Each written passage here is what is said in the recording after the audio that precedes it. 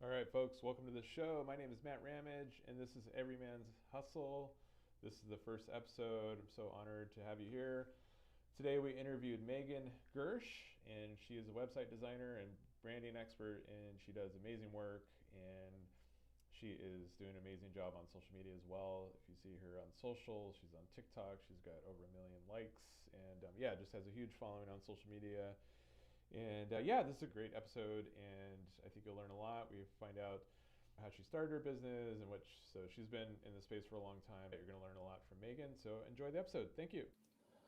All right. Welcome to the show, Megan. How's it going? Hey, good. Thanks for having me. How Yeah, are you?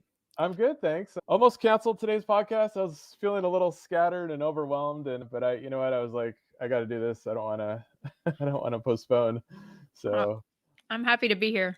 yeah, thanks for jumping on. You are the first official guest, so thank you. Awesome. I guess why don't I've got a list of questions, but I guess first of all, I guess to our guests, you are running your own kind of your design agency and you do branding. So yeah, I've seen you all over the place on social media, and I actually discovered you on TikTok. But yeah, why don't you give us a quick introduction to yourself? Yeah, absolutely. I'm a branding and website designer, and I primarily work with creative visionaries to help them essentially become more confident in their brand and their business and put their best foot forward online. So, yeah, I've been in the business for over 15 years at this point, and I absolutely love what I do. Yeah, you've done a ton of great work. I was very, very impressed with portfolio. Oh, thank you so much. I appreciate Yeah, that. yeah. So I guess this show's geared towards people that are encouraging people on this show to start their own businesses as side hustles, but then take the leap and turn it into a full-on business. I guess maybe you can walk us back in your story and tell us how did you start dancing on the side while you worked? Oh, I used to go to Spaceland too, so it was interesting to see you used to work for Spaceland. But so did you start working on the side while had other full-time jobs? And maybe if you could paint that picture a little bit for us. Yeah, absolutely. So I've freelanced on and off my entire career. And just to give a little background too, most of my experience is in the music industry. I went to college for media arts and design, and I got really lucky straight out of college. I basically got a job at Live Nation. So I was creating web stores and creating ticketing websites and all kinds of graphics and all kinds of things for all of these different music artists. We had over 3,000 clients at that time.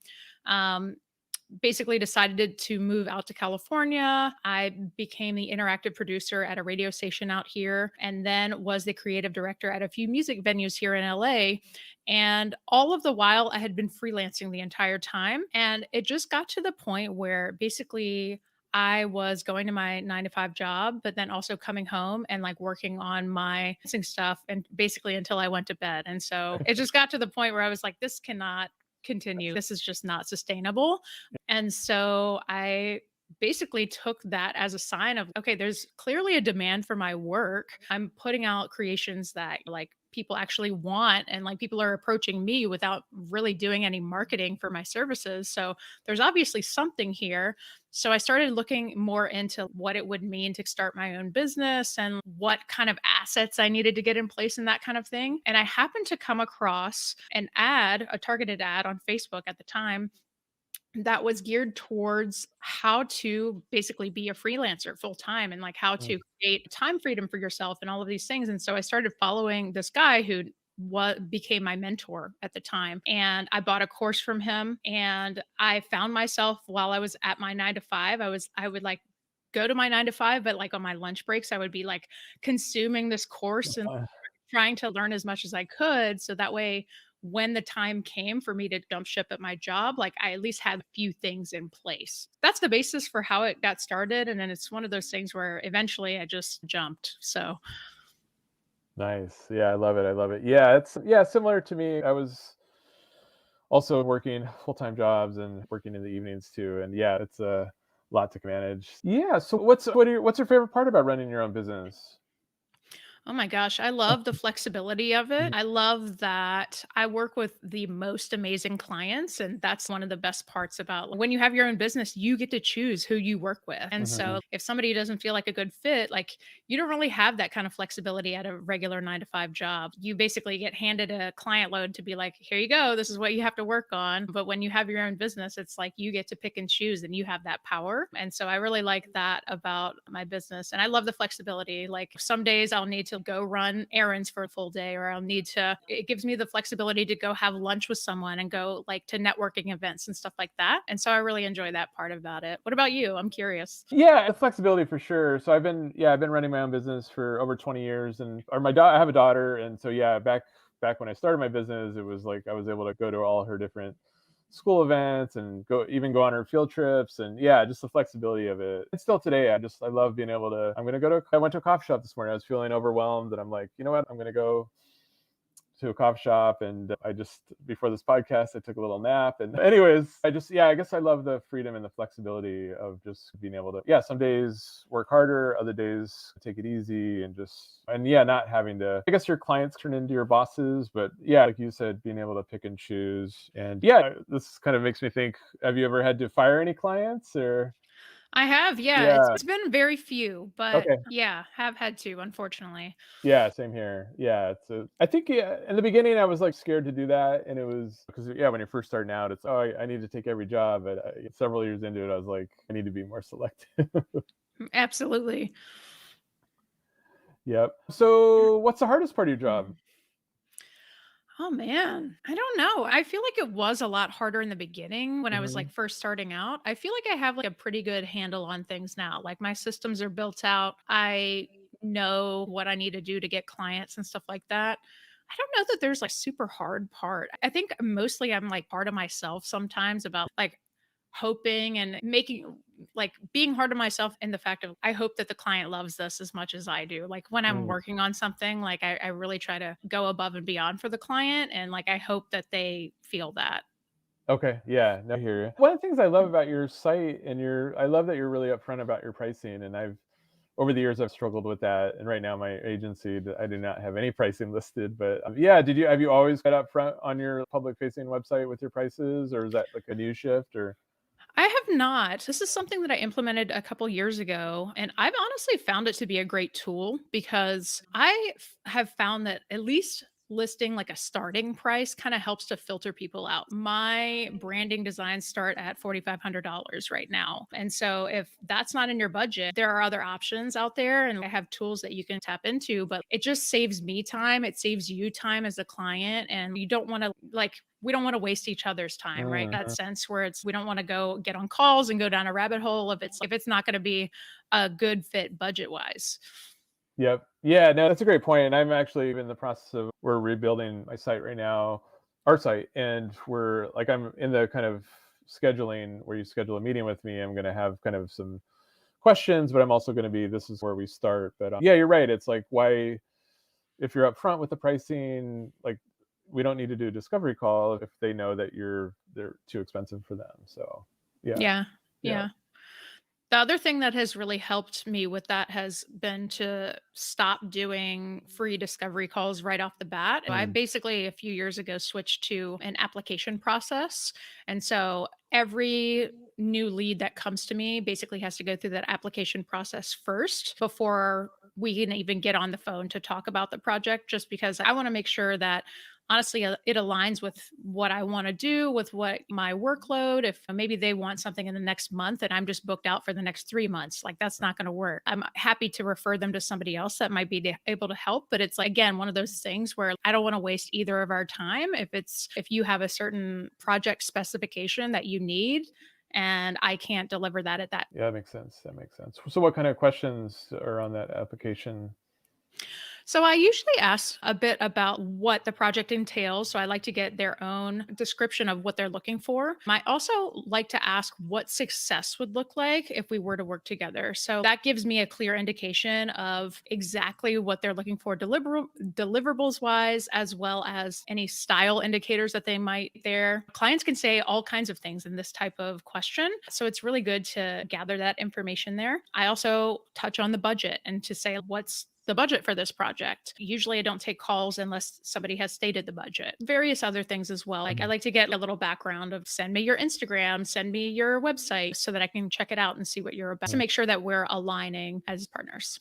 Okay. Yeah, that makes sense. That makes sense. Is everything that you do 100% you, or do you have some help on your team, or is it? Yeah, definitely. So I've just started in the last year or so to bring on some contractors. It's mostly me, but I have shifted my business a little bit in the last year. I'm focusing a lot more on the design, and then I have contractors to actually build out websites and stuff like that. I essentially hire the contractor. They don't have to interact with the client much, but I essentially act as like the creative director for here's the designs, here's how it should look, here's how it should function, and I work directly with the contractor to make it a reality. So yeah. Okay. Yeah, yeah. Nice. That makes sense. Yeah, I like that too. It's essentially what we do too.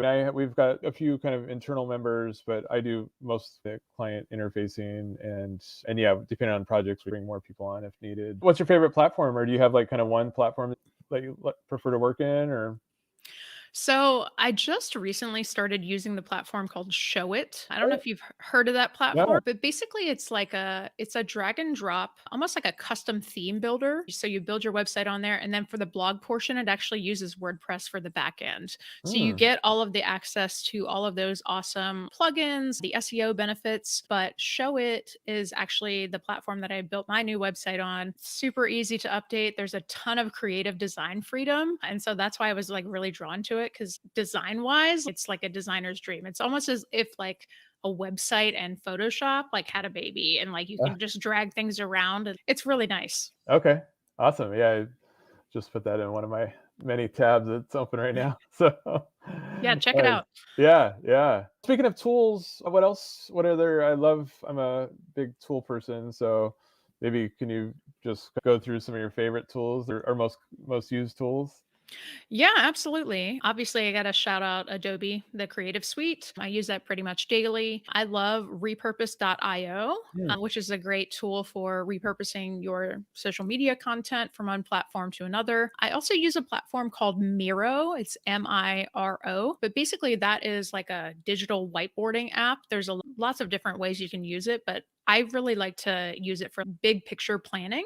So you can make like little sticky notes and like drag them around to different categories or however you set it up. I also use Asana for project management. Pretty straightforward, easy to communicate with clients that way. Google Drive is great, obviously, for hosting all the files and also communicating with clients. I also use a platform called Stan, which is a link in bio kind of software that helps you to essentially get up and running super quickly with like digital products. You can also collect email addresses this way, and they have funnel functionality within there as well. You can include upsells and stuff to all of your products, and it's pretty. Nice, nice.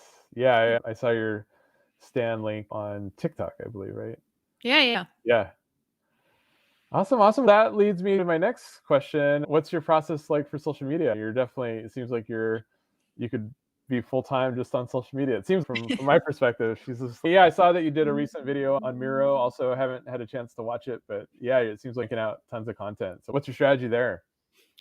Yeah, so one time per week, I basically sit down with my content calendar and I will brain dump some ideas for the week. So I'll basically have like a loose structure for what I want to accomplish that week. And I always, of course, like to pepper in like a few posts that are direct calls to action. So specifically talking about like my work and if you want to get in touch, here's how you do it. But I basically sit down, come up with that content plan. Sometimes it all happens and sometimes it doesn't. I'm very much an intuitive creator. So, some days I will feel much more in tune with creating than other days. And when days come around that feel really on, I will try to batch out a bunch of content. Doesn't always happen that way. I like to have a few in the bank, so in the drafts folder to fall back on if I'm not in the mood for creating that day. And then I also use a repurposing strategy. I have a whole video on this. Maybe I can send you the link after the Mm. recording, but it's called the Ultimate Lazy Girl Marketing Strategy, where I basically create one video and then repurpose it to, I think it's 9 or 10 different platforms or different ways. And so that's pretty much what I use within my own marketing. And that's how I essentially look like I'm showing up everywhere, but it's pretty much the same content everywhere. Okay. Yeah, no, it's great. I've been Yeah, I've been lately this year. I've been posting more than regular, and I've been trying to do a short every day, and yeah, doing one kind of film, one take, and then pushing it out to a bunch of different groups. So Yeah. yeah, do you within Repurpose?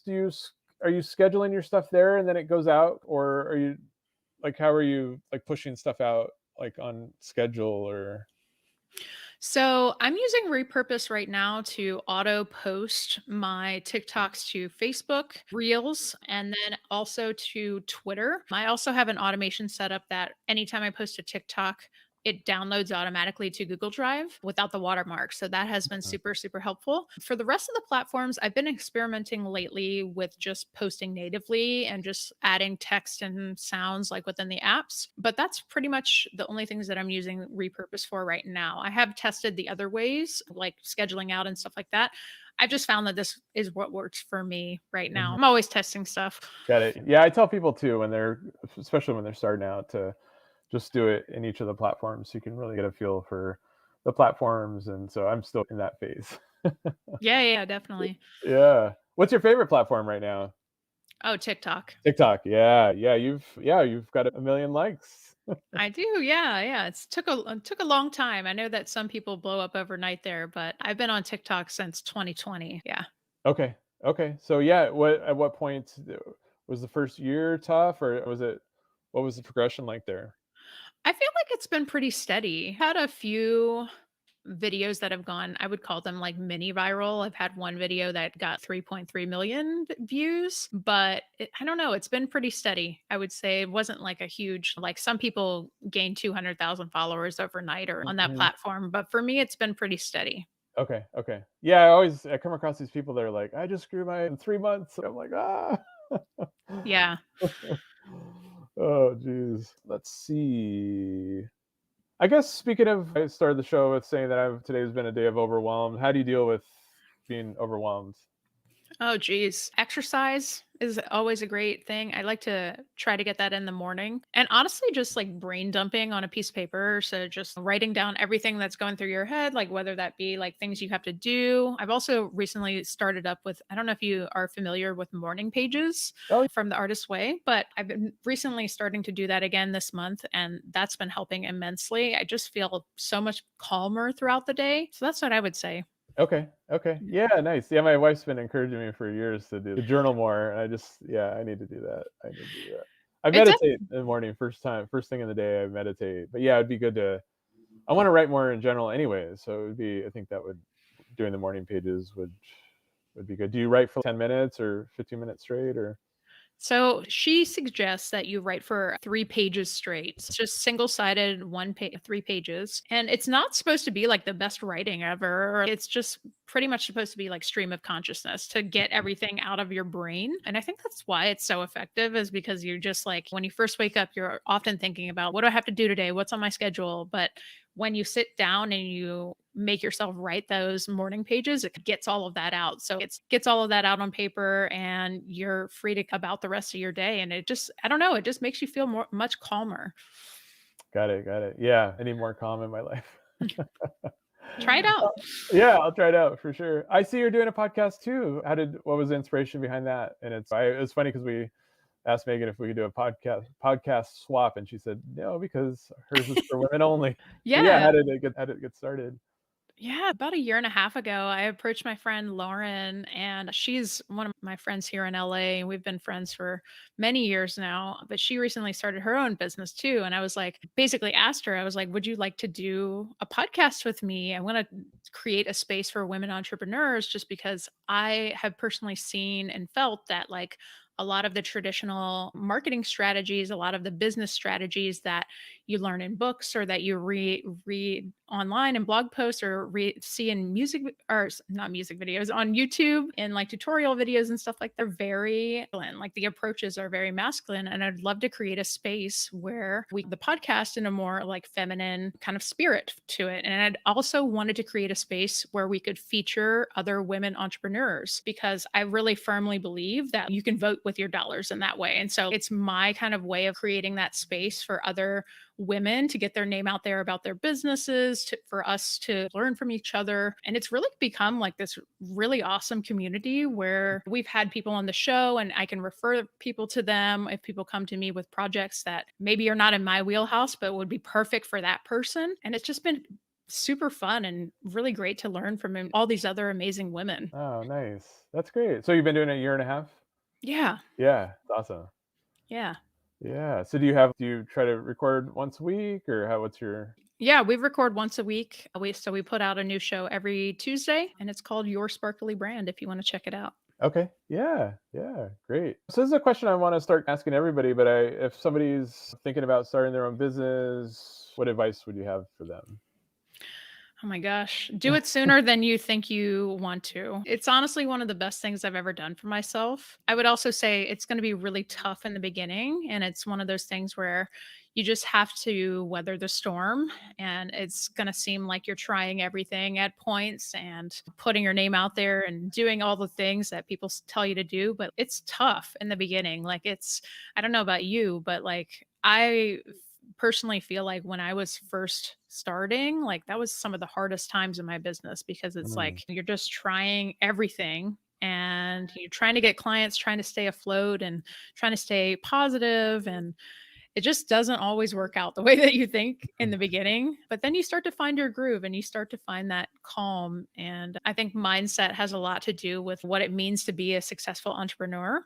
And the more that you lean into that and learn about yourself and are open to those lessons, that I think it's the easier time you're going to have with it. yeah, that's beautiful. Yes, I agree 100%. So where do you, like, a couple questions here. Where do you see yourself in 5 years, like with the business, or do you have some kind of, or what are your plans for the business? Yeah, definitely.